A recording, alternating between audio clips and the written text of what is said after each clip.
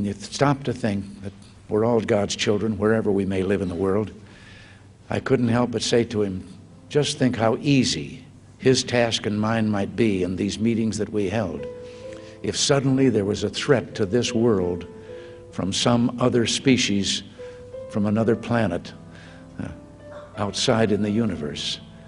We'd forget all the little local differences that we have between our countries, and we would find out once and for all that we really are all human beings here on this earth together.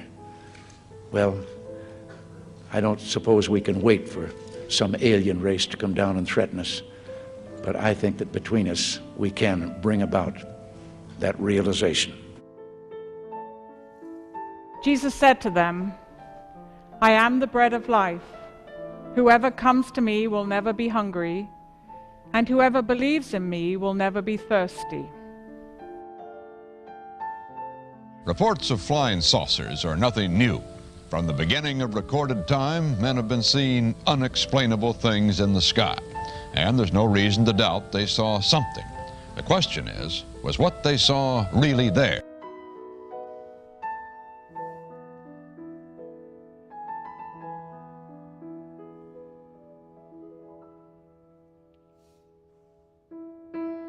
In our obsession with antagonisms of the moment, we often forget how much unites all the members of humanity. Perhaps we need some outside universal threat to make us recognize this common bound.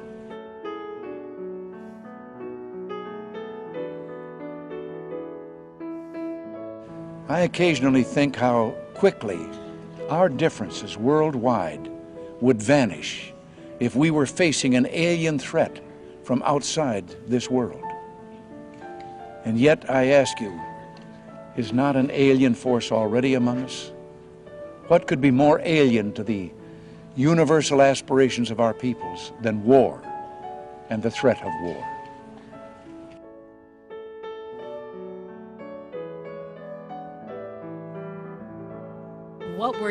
What was going through your mind? How amazed were you to see your roadster up there with Starman just cruising along with the blue planet? And how long will we be getting live views, do you think, from the car? Well, I think it looks so ridiculous and impossible. And you can tell it's real because it looks so fake, honestly. We'd have way better CGI if it was fake.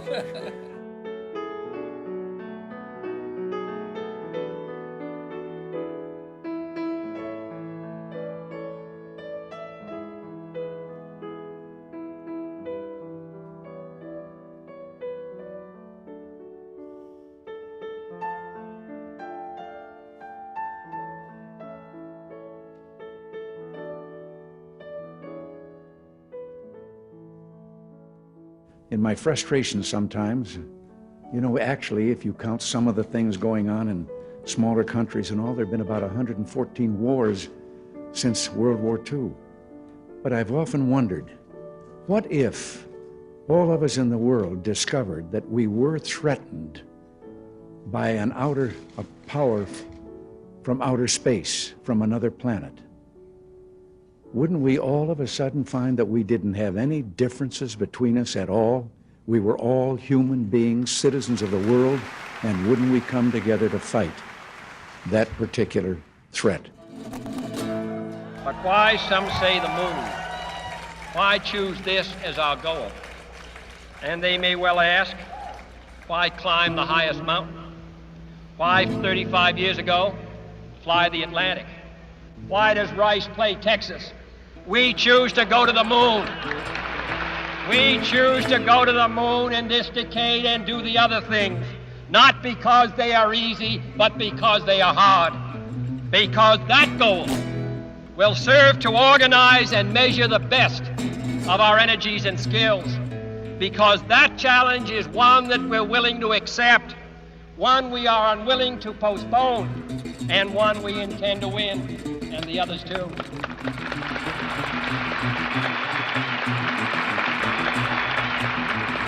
We shall send to the moon, 240,000 miles away from the control station in Houston, a giant rocket more than 300 feet tall, the length of this football field, made of new metal alloys, some of which have not yet been invented, capable of standing heat and stresses several times more than have ever been experienced, fitted together with a precision better than the finest watch, carrying all the equipment needed for propulsion, guidance, control, communications, food, and survival on an untried mission to an unknown celestial body, and then return it safely to Earth, re-entering the atmosphere at speeds of over 25,000 miles per hour, causing heat about half that on the temperature of the sun, almost as hot as it is here today, and do all this, and do all this, and do it right,